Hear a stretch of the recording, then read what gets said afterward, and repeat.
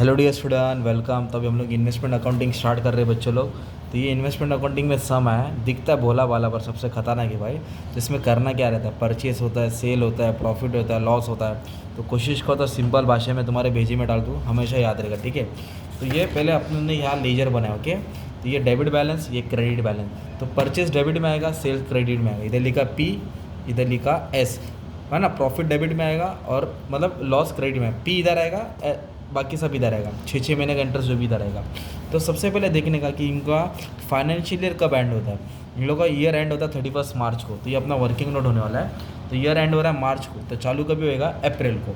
फिर अपने को देखने का इन लोग साल में इंटरेस्ट एक बार दे रहे, 2 बार दे रहे, 4 बार दे रहे। तो क्वार्टरली, हाफ ईयरली। इधर बोला है कि 12% रेट फिक्स है और इंटरेस्ट हमेशा फेस वैल्यू पे निकलने का। इंटरेस्ट कभी पे करें लोग 1 अप्रैल और 1 अक्टूबर। तो जो अपना फाइनेंशियल ईयर चालू हो रहा है 1 अप्रैल को और ईयर एंड हो रहा है मार्च को, और उन लोग का इंटरेस्ट भी यही डेट पे चालू हो रहा है, 1 अप्रैल को और 1 अक्टूबर को। देखो ना, इधर क्या बोला, 1 अप्रैल और 1 अक्टूबर को उन लोग इंटरेस्ट पे कर रहे हैं। कभी कभी अलग अलग समय अलग अलग डेट दिया रहेगा। जैसे अगर आप देख सकते हो तो कोई सब में क्या दिया है, इधर दिया जून और दिसंबर बोला है ना। तो 30 जून बोला तो आप इधर इधर लाइन मारेंगे, और दिसंबर बोला तो इधर लाइन मारेंगे। मतलब ये 6 महीना, ये 6 महीना, तो मतलब इसको भी एक मार देता हूँ। मतलब ये 6 महीना फर्स्ट हाफ ईयरली इंटरेस्ट, फिर हाफ ईयरली। तो सबसे पहले क्या दिया रहेगा, ओपनिंग बैलेंस दिया रहेगा या परचेज दिया रहेगा। कोशिश करते हैं जैसे जाते रहेगा आएगा। तो विराट कंपनी है, खरीदता है, बेचता है, 12% डिबेंचर 100 का है, इंटरेस्ट पेबल है।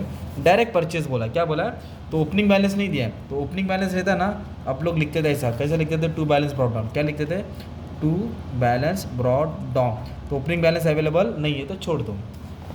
2012 साल है तो 2012 कंटिन्यू लिख देता हो, है ना।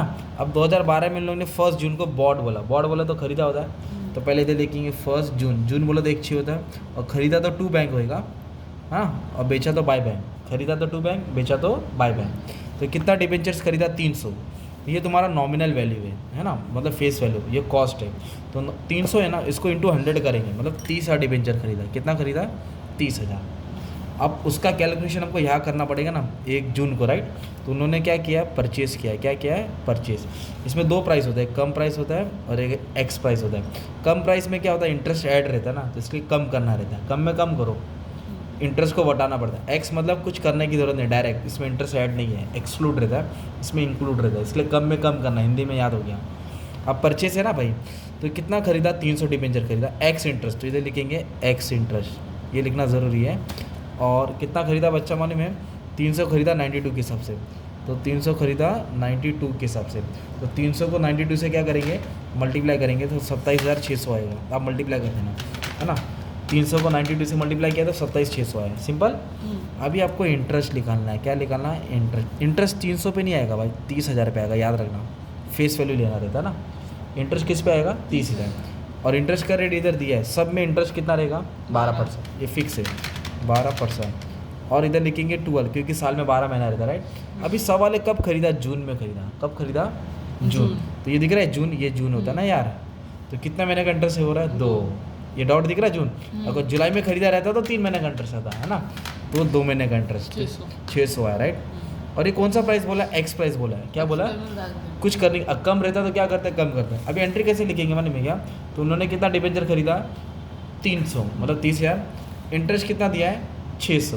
तो इंटरेस्ट का अमाउंट बीच में आएगा, और ये दिख रहा है मल्टीप्लाई करके अमाउंट है ना, कॉस्ट 7,600, ये कॉस्ट में डालेंगे मल्टीप्लाई करके जो आता है ना। तो एक ट्रांजेक्शन हो गया तुम्हारा। कौन सा डेट की एंट्री थी, हमारी 1 जून की एंट्री थी, राइट। अब उसके बाद आया 1 सितंबर आया, फिर से उन्होंने 100 डिबेंचर खरीदा है। सितंबर बोले तो इधर आता है, देखो 1 सितंबर आता है, मतलब विद इन दिस है ना। जब ये आएगा ना डेट, तब हाफ ईयरली इंटरेस्ट देना है ना। अभी नहीं, अभी 1 सितंबर है, खरीदा है। सितंबर बोला तो कितना होता है, 9, इधर लिखिएगा परचेस, ओके। तो कैसे खरीदा, 94 कम इंटरेस्ट बोला है ना, तो मैं लिखूँगा कम इंटरेस्ट। कितना खरीदा, 100 खरीदा। तो 100 को किससे मल्टीप्लाई करूँगा, 94 से, तो 9400 आएगा, ठीक है। अभी अपन को क्या निकालना है, क्या इंटरेस्ट निकालने का। इंटरेस्ट 100 पे नहीं आएगा ना, इंटरेस्ट किस पे आएगा, 10,000 पे आएगा। रेट कितना है, 12% है। रेट कितना है, 12% है, ओके।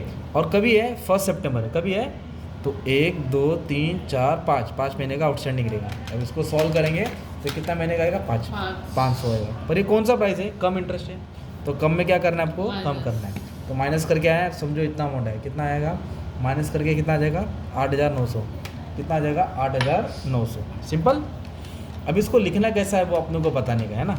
तो परचेस क्या किया, सोल्ड किया, परचेस किया, कभी परचेस किया सितंबर को, तो इधर लिखेंगे आप 2 बैंक, क्या लिखेंगे 2 बैंक, कितना खरीदा 100, तो 100 नहीं लिखने का इधर, कितना लिखेंगे, वेरी गुड। इंटरेस्ट कितना है 500, इधर लिखेंगे 500, पर कम प्राइस था ना ये, कम था तो इसलिए कम करके जो आएगा वो लिखने का ना अमाउंट। हाँ, अब थोड़ा बहुत लॉजिक समझा, ठीक है। अब उसके बाद क्या हो गया मालूम है क्या, उसके बाद हो गया 1 दिसंबर को बेचा है, कभी बेचा, दिसंबर बोलेगा तो इधर आता है देखो, तो दिसंबर की लाइन दिख रही है ना, अपने तार को पार किया है, बाउंड्री पार किया है, मतलब आपको हाफ ईयर 6 महीने का इंटरेस्ट देना है ना, इसके लिए तो लाइन मारा था, तो ये एंट्री बाद में आएगी, पहले आएगी हाफ ईयरली इंटरेस्ट, ओके। तो हाफ ईयरली इंटरेस्ट कभी दिया उन्होंने, इधर दिया ना डेट पर, कभी ये 1 अक्टूबर ना, तो 1 अक्टूबर को हाफ ईयरली इंटरेस्ट है, इधर लिखेंगे बाय बैंक, क्या लिखेंगे, बाय बैंक, और जो भी अमाउंट आएगा वो बीच में आएगा बस, ओके।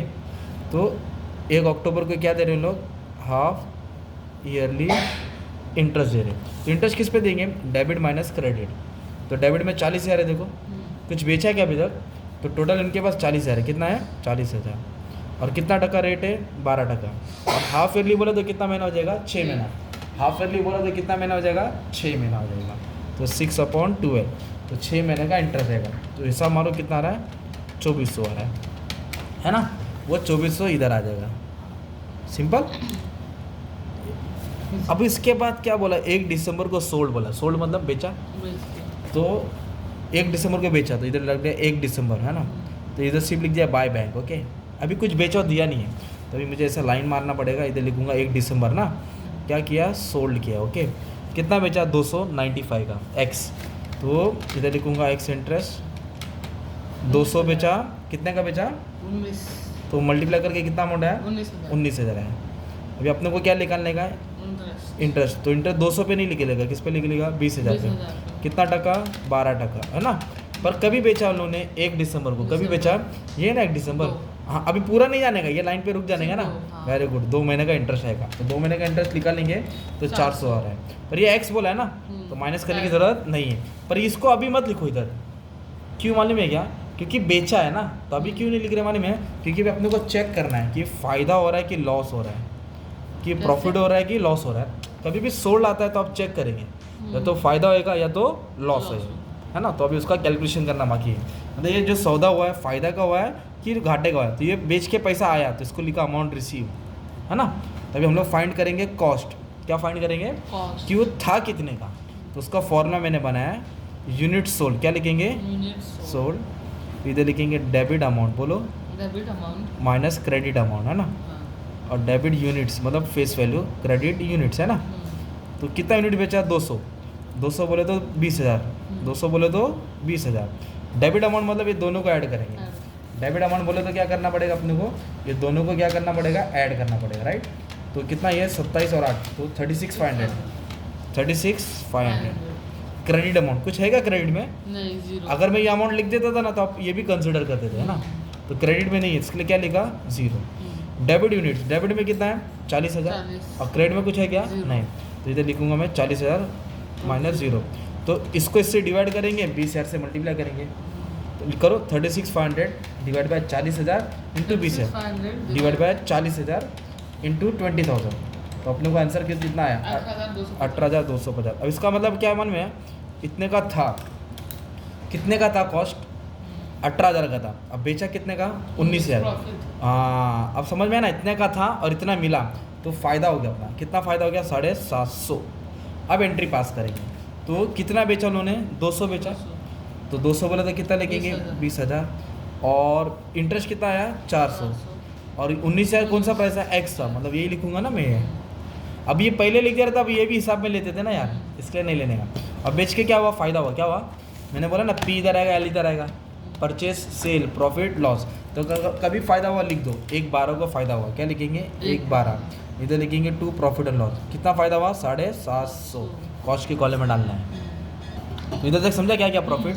अब उसके बाद क्या हो गया, 1 फ़ेब आया, मतलब वैलेंटाइन वाला महीना, मतलब तो 1 फ़ेब को किधर गया गाड़ी माने में गया, 1 फ़ेब नया साल था 2013 ले लो, 1 फ़ेब को क्या किया उन्होंने बॉन्ड बोला है, बॉन्ड बोला तो खरीदा है, तो आप इधर लिखेंगे 1 फ़ेब, इधर लिखेंगे टू बैंक, खरीदा तो टू बैंक ना, बेचा तो बाय बैंक। अभी अपन को क्या करना पड़ेगा, सॉल्व करना पड़ेगा।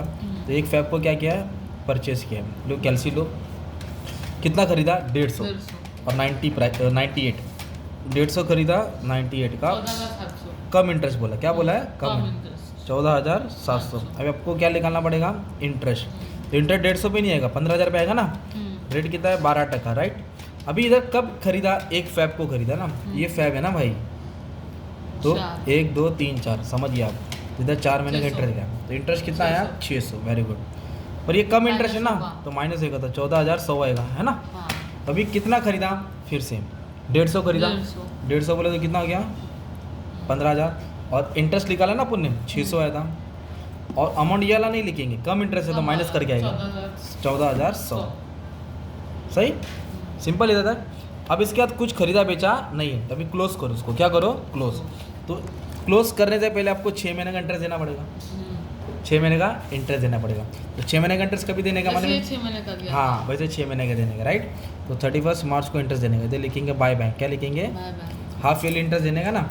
एक हाफ ईयरली इंटरेस्ट याद दिए थे ना आपने, और एक हाफ ईयरली इंटरेस्ट याद देने का, फिर इसको क्लोजिंग भी करना है, वो भी इंपॉर्टेंट पार्ट है, पहले हाफ ईयरली इंटरेस्ट दे देगा, राइट।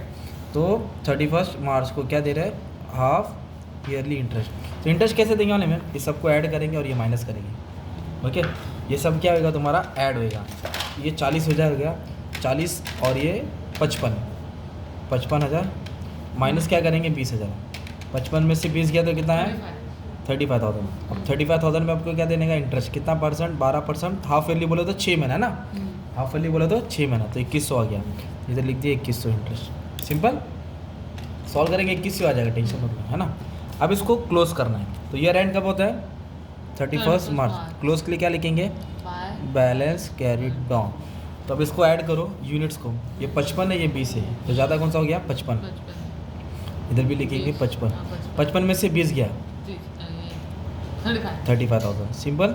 और ईयर एंड कब हो रहा 31 मार्च को, तो 31 मार्च का इंटरेस्ट अपन ने दे दिया इधर ही, तो वो अलग से निकलने की ज़रूरत नहीं। कभी कभी अगर दिसंबर में एंड होता तो हाफ ईयरली इंटरेस्ट आता, फिर 3 महीने का इंटरेस्ट देना पड़ता था, कितना देना पड़ता अलग से। अब इसमें नहीं देना है क्योंकि फाइनेंशियल ईयर और इंटरेस्ट का डेट सेम है, तो ये पेड हो गया, इसलिए डैश मारा। अब इधर अमाउंट कैसे आएगा मालूम है क्या, ये बहुत बड़ा खेल है, ये अमाउंट के लिए भी अपने को लड़ना है। तो सबसे पहले क्या करेंगे, क्लोजिंग एंट्री कर रहे हैं, क्या कर रहे हैं, तो फर्स्ट अमाउंट कैसा आएगा, debit amount minus credit amount. First amount कैसा आएगा आपका, debit amount minus credit amount. तो आपको क्या करना पड़ेगा, सब डेबिट को ऐड करना पड़ेगा। अब इधर नोटिस करना है, ध्यान देना, ठीक है, फिर आउट ऑफ मार्क मिलेगा। ये डेबिट है 8,900 है और 750 है, और कितना है 14,100। तो डेबिट में कितना है 51,350, वो यहाँ लिखा debit amount minus credit. Credit में कितना है 19,000, 19,000 क्या करूँगा मैं माइनस करूँगा, ओके 19,000 क्या करूँगा माइनस, तो मेरे को मिला 32,350, ये हो गया एक। इसको बोलते हैं कॉस्ट, क्या बोलते हैं, और मार्केट वैल्यू ना आपको क्वेश्चन में गिवन है, मार्केट वैल्यू क्वेश्चन में गिवन है। देखो कितना बोला है, मार्केट प्राइस है एक डिबेंचर का, कितना बोला है 90, एक डिबेंचर का 90। अपने पास कितना डिबेंचर बचा मालूम है 350, 35,000 फेस वैल्यू है ना यार, क्वांटिटी देखो ना 300 100 200 150, तो ये 35,000, 2 जीरो छुपाओ, कितना डिबेंचर बचा, हाँ ये पार्ट इंपॉर्टेंट था। एक की वैल्यू कितनी हो गई 90, तो 350 को 90 से मल्टीप्लाई करेंगे 31,500, कितना है 31,500। तो दोनों में स्मॉलेस्ट कौन है वो लेने का रहता है, दोनों में छोटा कौन है, छोटा कौन है सेकंड मार्केट वैल्यू, तो कितना लिखेंगे 31,500। अब एक बात बोलूँ, कॉस्ट ज़्यादा है ना यार, तो तुम्हारा लॉस हो गया, कॉस्ट ज़्यादा तो तुम्हारा क्या हो गया लॉस, 850 का लॉस, कितने का, मतलब 32 की चीज़ है उसकी मार्केट वैल्यू 31 चल रही है, अगर 32 की चीज़ चलती है मार्केट वैल्यू 40 रहता तो 8,000 फायदा होता ना, तो लॉस हो गया, तो लॉस भी इधर ही आएगा 31,300 बाय प्रॉफिट एंड लॉस, ये हो गया तुम्हारा वैल्यूएशन का लॉस, है ना। फिर ये अमाउंट है ना, ये अमाउंट और ये अमाउंट टैली हो जाएगा, क्या हो जाएगा 51,350 लिखेंगे, 51,350। फिर इसके बाद आपको बीच का कॉलम क्लोज करना है, तो ये ज़्यादा है इंटरेस्ट का, इंटरेस्ट में ये ज़्यादा है, ये तुम्हारा कितना मालूम है 4,900, कितना है 49। उसमें तो तीनों क्या किया माइनस किया ना, 1900 क्या किया माइनस किया, तो आपको 3200 मिला, कितना मिला, तो इसको बोलेंगे टू प्रॉफिट एंड लॉस। ये ट्रांसफ़र होता है प्रॉफिट एंड लॉस में, किधर ट्रांसफ़र होता है प्रॉफिट एंड लॉस, ये इंटरेस्ट का बैलेंस है, ये profit and loss year and में लॉस हुआ और ये बैलेंस बचा, ये नेक्स्ट ईयर में ओपनिंग बैलेंस बन जाएगा तुम्हारा। तो ये था तुम्हारा इन्वेस्टमेंट अकाउंटिंग का कौन सा था, इन्वेस्टमेंट एकदम मस्त में एकदम अच्छा खाता सॉल्व करा दिया। बस आपका काम है बच्चा पढ़ना है, ध्यान देना है, बस इतना ही बोलना है। Thank you very much and all the best for using.